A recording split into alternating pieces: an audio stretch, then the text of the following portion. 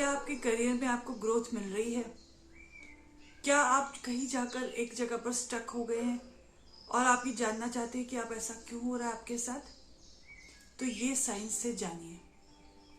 आप fix mindset के हैं या ग्रोथ माइंडसेट के, इन साइंस से आप अपने आप को पहचान सकते हैं। सबसे पहले फिक्स माइंडसेट क्या है और फिक्स माइंडसेट से के साइन क्या है। फर्स्ट साइन इज कि फेलियर को आप हमेशा एंड ऑफ द स्टोरी मानते हैं या एंड ऑफ द लाइफ मानते हैं। आपको लगता है फेल एक बार में हो गया तो सारा कुछ खत्म हो गया, अब कुछ नहीं हो सकता, इससे आगे कुछ नहीं हो सकता, आप क्विट कर देते हैं। तो ये एक फिक्स माइंडसेट से आप ऑपरेट कर रहे हैं।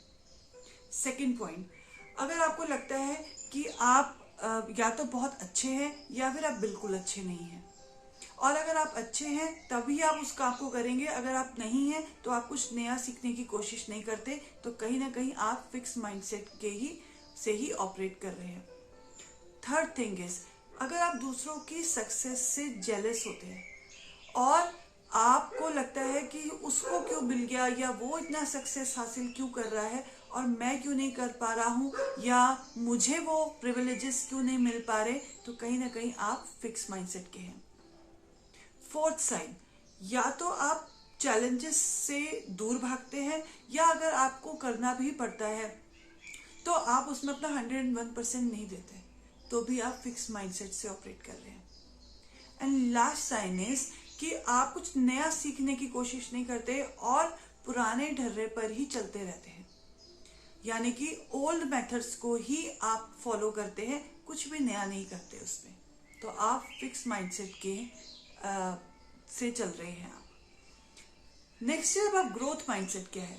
देखिए, अगर आपका ग्रोथ माइंडसेट होगा तो उसमें आपकी जो सोच होगी वो कैसी होगी।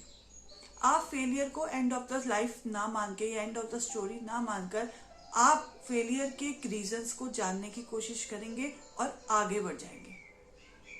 सेकंड, आप कुछ नया सीखने से कभी नहीं बचेंगे, बशर्ते आपकी एज कोई भी हो। आपको लगेगा कि इस एज में भी मैं बहुत कुछ सीख सकता हूँ और एज उसके लिए कोई लिमिट नहीं है। थर्ड थिंग इज कि आप चैलेंजेस को फेस करते हैं और आपको लगता है कि ये इसी से ही मेरी ग्रोथ होगी और इससे मैं अपग्रेड हो सकता हूँ और जिसकी वजह से मेरे को सक्सेस मिल सकती है। तो आप चैलेंजेस को एक रुकावट के तौर पे नहीं, बल्कि आप उसको एक ग्रोथ की तरह देखते हैं। नेक्स्ट, कि आप दूसरों की सक्सेस से इंस्पायर होते हैं रादर देन आप जेलस करने के।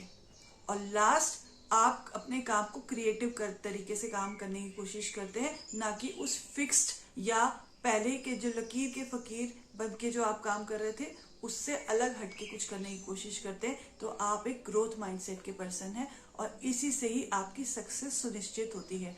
आई होप कि आपको डिफरेंस समझ में आया और आगे से आप ग्रोथ माइंडसेट को ही अडॉप्ट करेंगे। All the very best.